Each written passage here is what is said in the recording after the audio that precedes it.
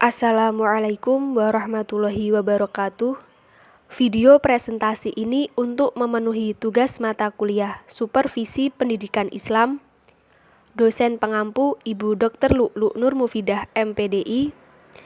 Diskusi pada hari ini bertemakan kategori guru dan pendekatan supervisi yang sesuai, yang akan disampaikan oleh kelompok 5, yaitu Jeta Aina Sabik dengan NIM akhir 05, Khairiyah Fatmawati dengan NIM akhir 17, Muhammad Alwi Yahya dengan NIM akhir 23, Siti Maulidah Khairiyah dengan NIM akhir 39, dan Ikfi Ahsani Takwin dengan NIM akhir 44.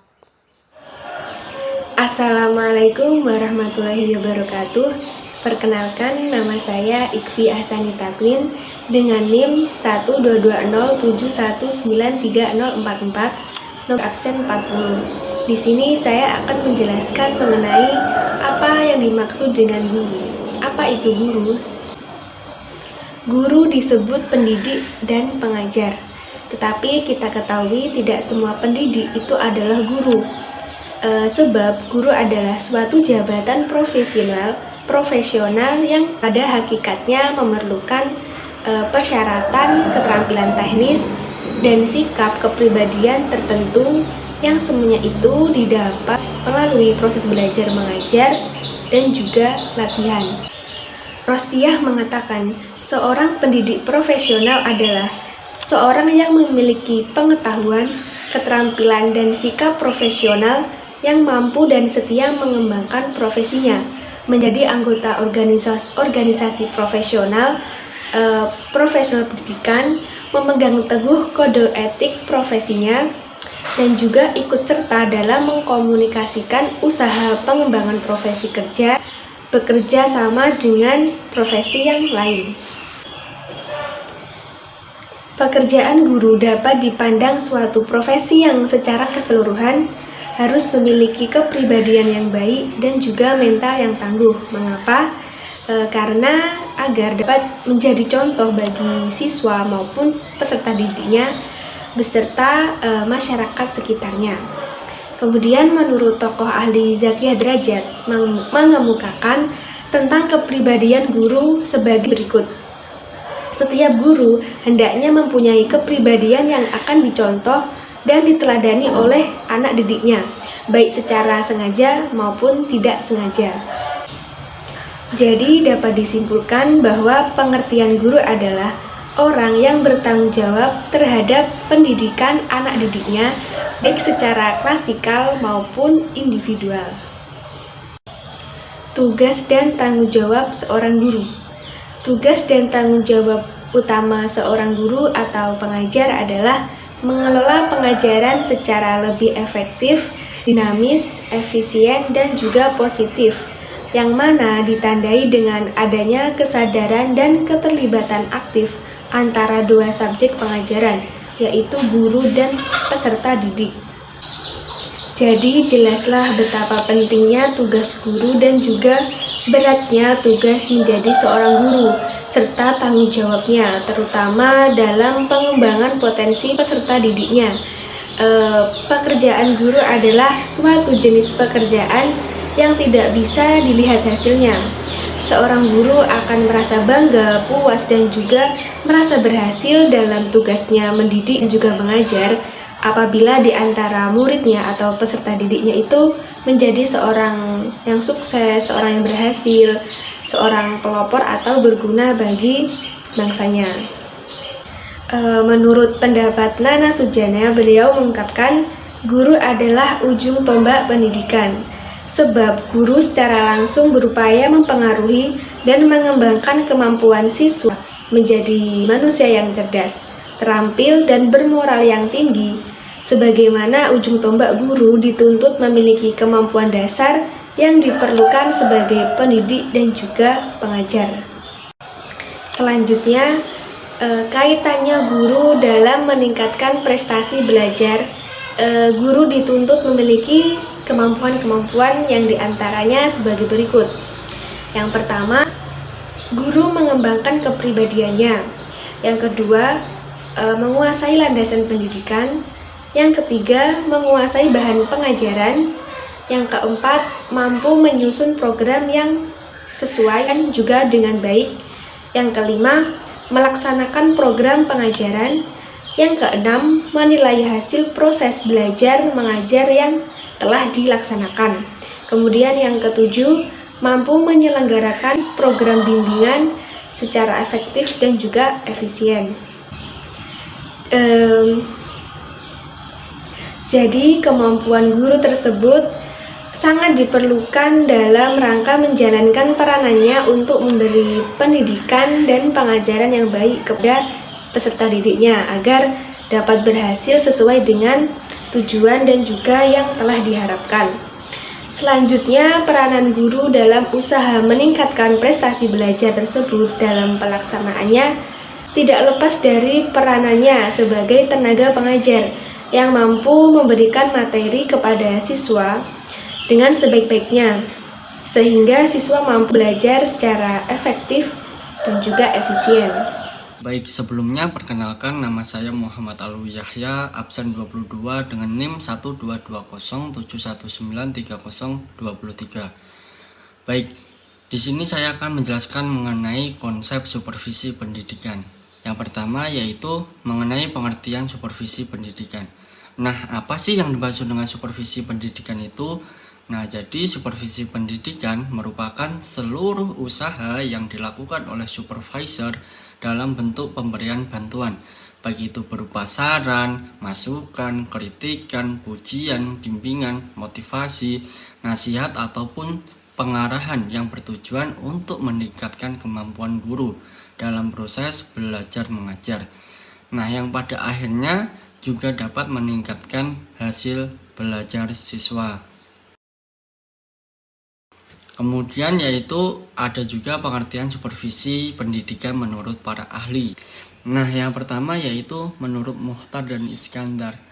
Beliau ini mendefinisikan supervisi pendidikan itu sebagai serangkaian kegiatan membantu guru untuk mengembangkan kemampuannya dalam mengelola proses pembelajaran demi pencapaian tujuan pembelajaran yang telah ditetapkan.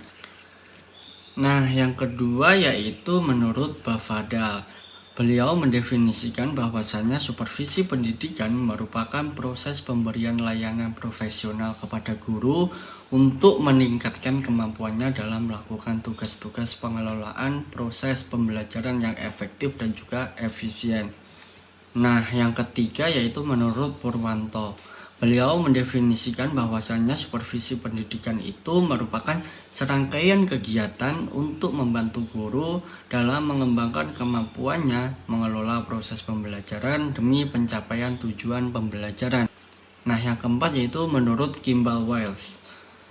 Supervisi menurut Kimball Wiles adalah bantuan yang diberikan untuk memperbaiki situasi belajar mengajar menjadi lebih baik lagi. Nah, kemudian yang kelima yaitu menurut Sahertian. Beliau ini mendefinisikan supervisi pendidikan adalah usaha memberi layanan kepada guru-guru baik secara individual maupun secara berkelompok dalam usaha memperbaiki pengajaran. Nah, dari beberapa pemaparan yang sudah saya jelaskan tadi, maka dapat disimpulkan bahwasanya supervisi pendidikan merupakan seluruh daya upaya yang diberikan baik kepada tenaga pendidik, tenaga kependidikan, dan juga pegawai lain untuk memperbaiki proses pembelajaran agar menjadi lebih efektif dan juga efisien dengan cara pemberian bantuan baik berupa saran, masukan, kritikan, pujian, bimbingan, motivasi, nasihat, serta pengarahan yang bertujuan untuk meningkatkan kemampuan guru dalam proses belajar mengajar yang pada akhirnya juga akan dapat meningkatkan hasil belajar siswa. Nah, yang kedua di sini saya akan menjelaskan mengenai tujuan supervisi pendidikan. Nah, berdasarkan beberapa pengertian yang saya jelaskan, maka dapat diketahui bahwasanya tujuan supervisi pendidikan ialah memberikan layanan dan bantuan untuk meningkatkan kualitas belajar siswa, bukan saja memperbaiki kemampuan mengajar, tapi juga mengembangkan potensi kualitas guru itu sendiri. Kemudian adapun tokoh yang menjelaskan mengenai tujuan supervisi pendidikan, yaitu menurut Madepidata. Beliau ini menjelaskan bahwasannya tujuan supervisi pendidikan secara lebih rinci yaitu yang pertama membantu menciptakan lulusan yang optimal dalam kuantitas maupun kualitas. Kemudian yang kedua membantu mengembangkan pribadi, kompetensi dan juga sosialnya. Kemudian yang ketiga membantu kepala sekolah mengembangkan program yang sesuai dengan kondisi masyarakat setempat. Kemudian yang terakhir yaitu untuk ikut meningkatkan kerjasama dengan masyarakat atau komite sekolah. Selanjutnya yaitu mengenai fungsi supervisi pendidikan. Fungsi supervisi pendidikan meliputi 4 fungsi, yaitu fungsi penelitian, fungsi penilaian, fungsi perbaikan, dan juga fungsi pembinaan. Nah, maksud dari fungsi supervisi pendidikan sebagai penelitian yaitu supervisi sebagai problem solving atau pemecah masalah. Kemudian fungsi penilaian pada supervisi dilakukan untuk mengukur tingkat kemajuan yang diinginkan mengenai seberapa besar yang telah dicapai, dan penilaian ini dilakukan dengan berbagai cara seperti tes, kemudian penetapan standar, penilaian kemajuan belajar siswa, melihat perkembangan hasil penilaian sekolah, serta prosedur lain yang berorientasi pada peningkatan mutu pendidikan. Kemudian fungsi perbaikan. Nah, fungsi perbaikan ini merupakan suatu usaha untuk mendorong guru baik secara perseorangan maupun kelompok agar mereka itu mau melakukan berbagai perbaikan dalam menjalankan tugas mereka. Perbaikan ini dapat dilakukan dengan bimbingan, yaitu dengan cara meningkatkan kemauan, memberikan semangat, mengarahkan, merangsang, dan juga melakukan percobaan serta membantu menerapkan sebuah prosedur mengajar yang baru. Kemudian fungsi yang terakhir yaitu fungsi pembinaan. Nah, fungsi ini merupakan salah satu usaha untuk memecahkan masalah yang sedang dihadapi, yaitu dengan melakukan pembinaan ataupun pelatihan kepada guru-guru tentang cara-cara baru dalam melakukan suatu proses pembelajaran. Nah, selanjutnya di sini saya akan menjelaskan mengenai prinsip-prinsip supervisi pendidikan. Prinsip-prinsip supervisi pendidikan itu setidaknya meliputi 4 prinsip, yaitu yang pertama prinsip ilmiah, yang kedua prinsip demokratis, yang ketiga prinsip kerjasama, dan juga yang keempat yaitu prinsip konstruktif dan kreatif. Nah, prinsip ilmiah artinya kegiatan supervisi dilaksanakan berdasarkan data objektif, data yang sesuai dengan fakta-fakta yang ada dalam kenyataan pelaksanaan proses belajar dan juga mengajar. Kemudian maksud dari prinsip ilmiah ini, supervisi dalam memperoleh data perlu diterapkan alat perekam data seperti angket, observasi, percakapan pribadi, dan juga yang lainnya. Yang kedua yaitu prinsip demokratis, artinya supervisi diberikan kepada guru berdasarkan hubungan kemanusiaan yang akrab dan kehangatan yang tinggi, sehingga guru-guru akan merasa aman untuk mengembangkan tugasnya. Nah, prinsip demokratis ini mengandung makna bahwasanya supervisi itu menjunjung tinggi harga diri dan juga martabat guru, bukan berdasarkan atasan dan juga bawahan. Nah, yang ketiga yaitu prinsip kerjasama. Artinya supervisi harus dilakukan secara bersama-sama, saling memberikan support, saling memberikan dorongan, saling memberikan motivasi yang tujuannya untuk menstimulasi guru sehingga mereka akan merasa tumbuh secara bersama. Kemudian yang keempat yaitu prinsip konstruktif dan juga kreatif.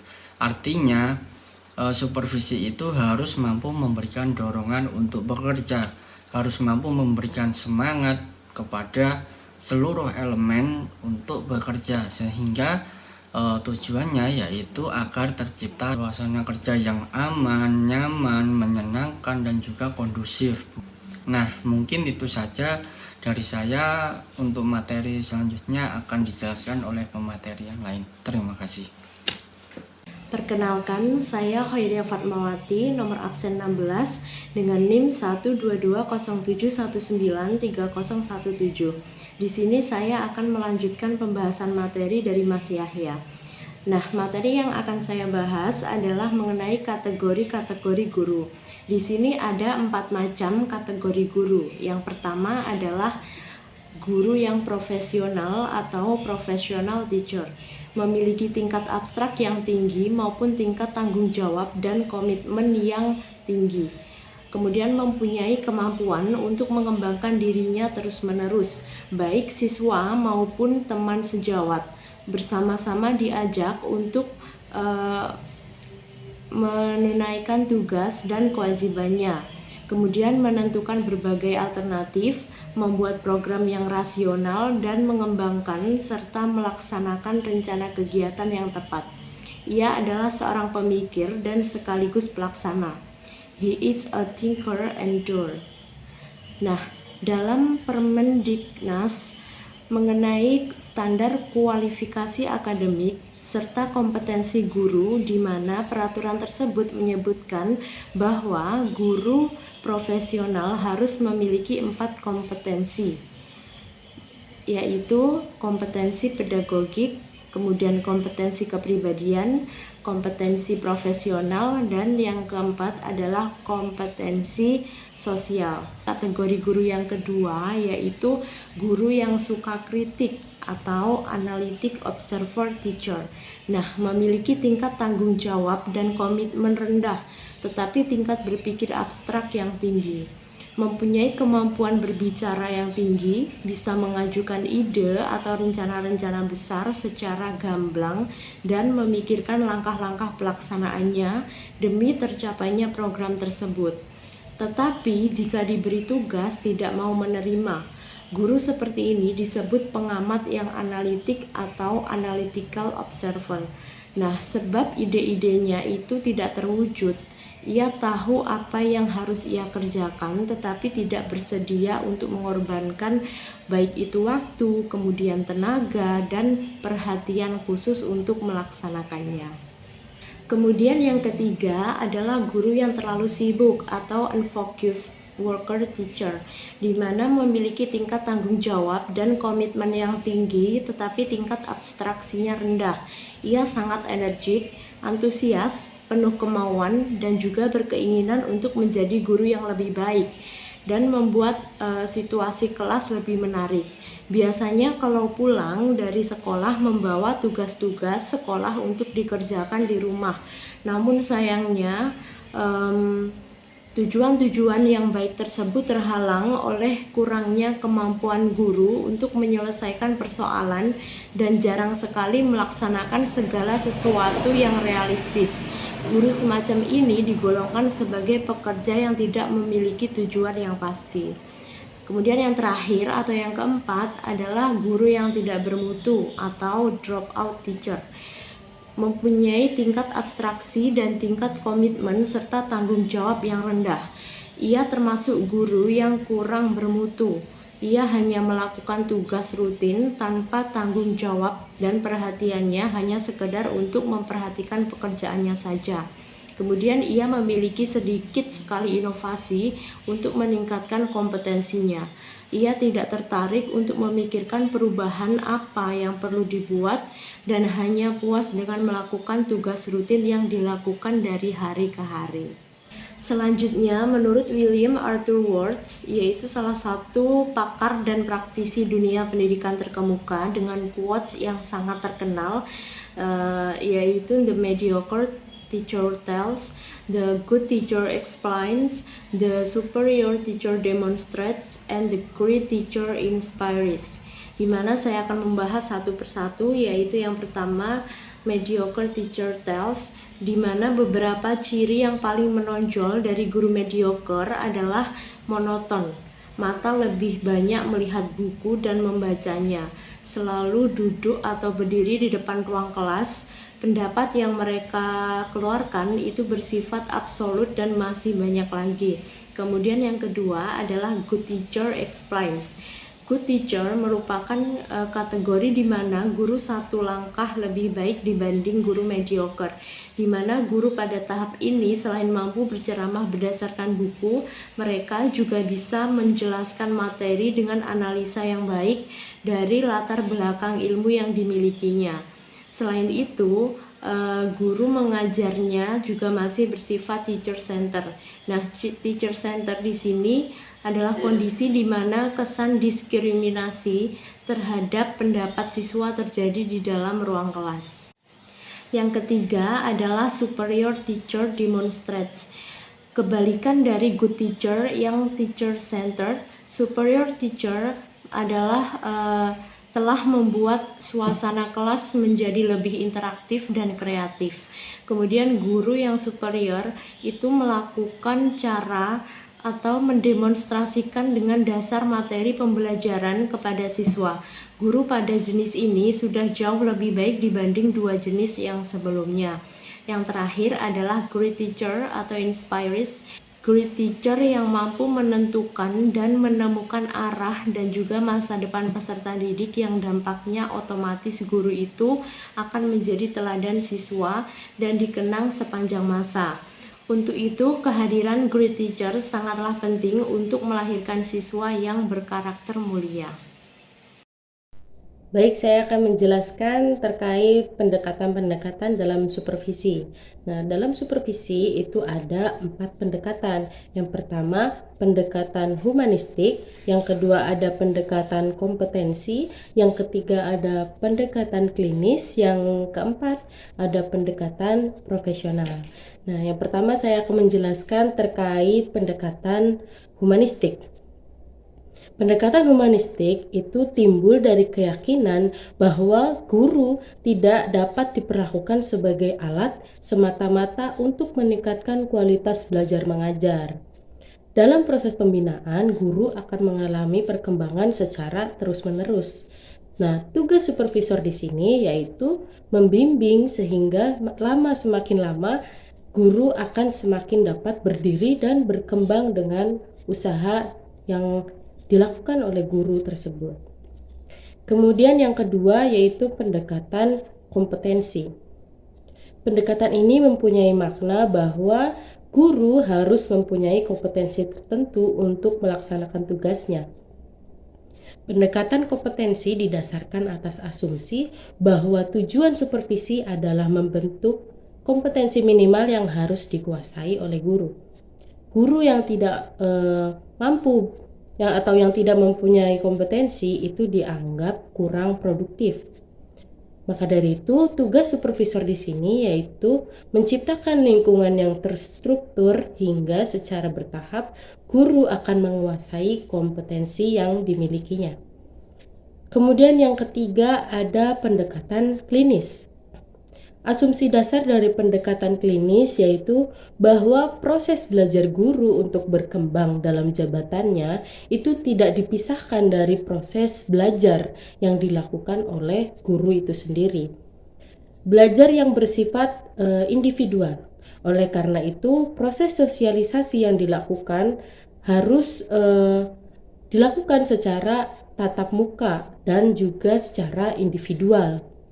Maka dari itu, pendekatan ini mengombinasikan target yang terstruktur dan pengembangan pribadi dari guru tersebut. Yang terakhir, ada pendekatan profesional.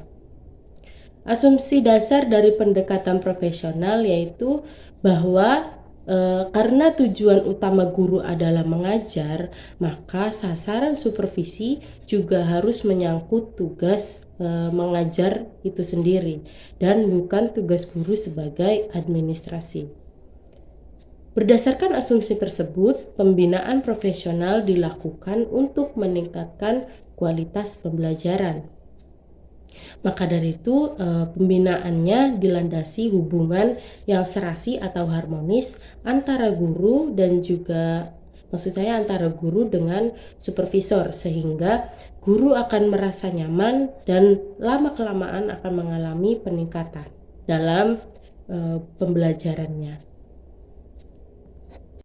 Baik, perkenalkan saya Jeta Aina Sabik dengan NIM 12207193005. Di sini saya akan menjelaskan peran supervisi pendidikan dalam peningkatan kemampuan diri guru.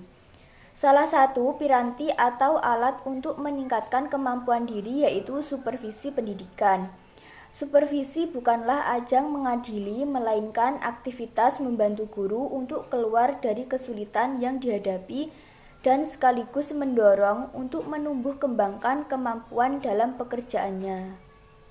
Tujuan dari supervisi pendidikan adalah memberikan layanan untuk meningkatkan kualitas mengajar guru di kelas, agar kualitas belajar siswa di kelas juga meningkat. Menurut Sutarjo, secara operasional dapat dikemukakan beberapa peran konkret dalam supervisi pendidikan, yaitu 1. Membantu guru melihat dengan jelas tujuan-tujuan pendidikan. 2. Membantu guru dalam membimbing pengalaman belajar murid-murid. 3. Membantu guru dalam menggunakan sumber-sumber pengalaman belajar. 4. Membantu guru dalam menggunakan metode-metode dan alat-alat pelajaran modern. 5. Membantu guru dalam memenuhi kebutuhan belajar murid-murid. 6. Membantu guru dalam hal menilai kemajuan murid-murid dan hasil pekerjaan guru itu sendiri. 7. Membantu guru dalam membina reaksi mental atau moral kerja dalam rangka pertumbuhan pribadi dan jabatan mereka. Pendapat tersebut menunjukkan adanya aktivitas supervisi antara kepala sekolah dan guru yang meliputi kegiatan pembimbingan, bantuan, layanan, serta pembinaan yang berkaitan dengan peningkatan kemampuan guru dalam proses pembelajaran. 8. Membantu guru di sekolah sehingga mereka bergembira dengan tugas yang diperolehnya. 9. Membantu guru agar lebih mudah mengadakan penyesuaian terhadap masyarakat. 10. Membantu guru agar waktu dan tenaga tercurahkan sepenuhnya dalam pembinaan sekolahnya. Kegiatan supervisi bermaksud untuk menjaga dan memelihara kualitas seorang guru. Dalam proses pembelajaran di sekolah, kegiatan supervisi sangat penting bila menginginkan kualitas pendidikan yang baik di sekolah. Hal ini disebabkan karena supervisi merupakan bantuan terhadap guru. Peranan supervisi akademik kepala sekolah dan profesionalisme guru di sekolah sangat besar, karena supervisi yang dilakukan kepala sekolah secara terus-menerus dan kontinu dapat meningkatkan mutu pembelajaran yang pada akhirnya dapat meningkatkan mutu pendidikan. Supervisi akademik menjadi dasar atau landasan kegiatan pengawasan profesional. Yang menjadi kajian adalah sistem pemberian bantuan yang dilakukan oleh kepala sekolah untuk meningkatkan kemampuan profesional guru. Keberhasilan seorang guru dalam kegiatan-kegiatan pengajaran sebagian besar bergantung pada tingkat orientasi dan penguasaan yang dimilikinya atas bidang-bidang materi subjek yang diajarkannya. Guru dituntut memiliki kinerja yang mampu memberikan dan merealisasikan harapan dan keinginan semua pihak, terutama masyarakat umum yang telah mempercayai sekolah dan guru dalam membina anak didik. Dalam meraih mutu pendidikan yang baik sangat dipengaruhi oleh kinerja guru dalam melaksanakan tugasnya, sehingga kinerja guru menjadi tuntutan penting untuk mencapai keberhasilan pendidikan. Secara umum, mutu pendidikan yang baik menjadi tolak ukur bagi keberhasilan kinerja yang ditunjukkan guru. Guru sebagai pekerja harus berkemampuan yang meliputi penguasaan materi pelajaran, penguasaan profesional keguruan dan pendidikan, penguasaan cara-cara menyesuaikan diri dan berkepribadian untuk melaksanakan tugasnya. Di samping itu, guru harus merupakan pribadi yang berkembang dan bersifat dinamis. Hal ini sesuai dengan yang tertuang dalam Undang-Undang Nomor 20 Tahun 2003 tentang Sistem Pendidikan Nasional, bahwa pendidik dan tenaga kependidikan berkewajiban menciptakan suasana pendidikan yang bermakna, menyenangkan, kreatif, dinamis, dan dialogis. Mempunyai komitmen secara profesional untuk meningkatkan mutu pendidikan, memberikan teladan dan menjaga nama baik lembaga, profesi, dan kedudukan sesuai dengan kepercayaan yang diberikan kepadanya. Harapan dalam undang-undang tersebut menunjukkan adanya perubahan paradigma pola mengajar guru yang pada mulanya sebagai sumber informasi bagi siswa dan selalu mendominasi kegiatan dalam kelas, berubah menuju paradigma yang memposisikan guru sebagai fasilitator dalam proses pembelajaran dan selalu terjadi interaksi antara guru dan siswa maupun siswa dengan siswa dalam kelas. Kenyataan ini mengharuskan guru untuk selalu meningkatkan kemampuan terutama memberikan keteladanan, membangun kemauan, dan mengembangkan kreativitas serta peserta didik dalam proses pembelajaran. Seorang supervisor hendaknya membangkitkan dan memelihara kegairahan kerja guru untuk mencapai prestasi kerja yang semakin baik. Guru-guru didorong untuk mempraktikkan gagasan-gagasan baru yang dianggap baik bagi penyempurnaan proses pembelajaran. Bekerja sama dengan guru atau individu atau kelompok untuk mewujudkan perubahan yang dikehendaki, merangsang lahirnya ide baru, dan menyediakan rangsangan yang memungkinkan usaha-usaha pembaruan dapat dilaksanakan dengan sebaik-baiknya. Supervisi pendidikan sangat penting dalam meningkatkan mutu pembelajaran di sekolah. Supervisi pendidikan diharapkan dapat memberi kemudahan dalam menjalankan setiap program pendidikan yang sesuai dengan standar yang telah ditetapkan. Pelaksanaan pendidikan perlu penjaminan mutu bertujuan untuk memenuhi standar nasional pendidikan, di mana peserta didik mendapat layanan yang berkualitas dari sekolah dengan seluruh perangkat yang ada di dalamnya yang disebut dengan layanan belajar yang berkualitas. Untuk tercapainya pendidikan yang berkualitas diperlukan guru yang profesional, berkualitas, dan memenuhi syarat kompetensi. Dengan demikian, kompetensi yang dimiliki oleh setiap guru akan menunjukkan kualitas guru yang sebenarnya. Kompetensi tersebut akan diwujudkan dalam bentuk penguasaan keterampilan, pengetahuan, maupun sikap profesional dalam menjalankan tugas dan fungsi sebagai guru. Dengan adanya supervisi pendidikan diharapkan dapat meningkatkan mutu belajar di sekolah. Terima kasih.